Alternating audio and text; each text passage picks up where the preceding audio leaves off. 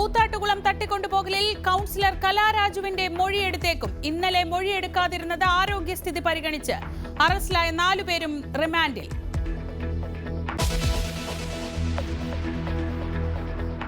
തിരുവനന്തപുരം കഠിനംകുളത്ത് കൊല്ലപ്പെട്ട വീട്ടമ്മയുടെ സ്കൂട്ടർ കണ്ടെത്തി. സ്കൂട്ടർ ഉപേക്ഷിച്ചത് ചിറയൻകീഴ് റെയിൽവേ സ്റ്റേഷന് സമീപം. കൊലയാളിക്കായി തെരച്ചിൽ തുടരുന്നു.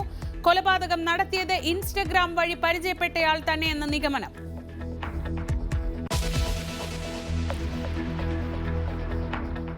ആർച്ച് ബിഷപ്പ് മാർ ജോസഫ് പാംപ്ലാനിയുടെ ഇടപെടൽ ഫലം കണ്ടു. എറണാകുളം അങ്കമാലി അതിരൂപതയിലെ തർക്കത്തിന് പരിഹാരമാകുന്നു. വിമത വൈദികർക്ക് പിന്നാലെ സഭാനുകൂല സംഘടനകളുമായി ഉടൻ ചർച്ച.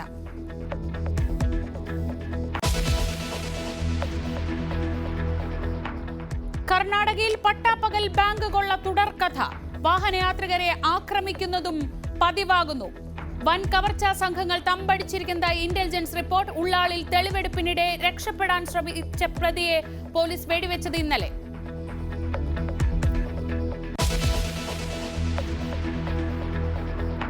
ഇന്ത്യ ഇംഗ്ലണ്ട് 2020 പരമ്പരയ്ക്ക് ഇന്ന് തുടക്കം. ആദ്യ മത്സരം കൊൽക്കത്തയിൽ.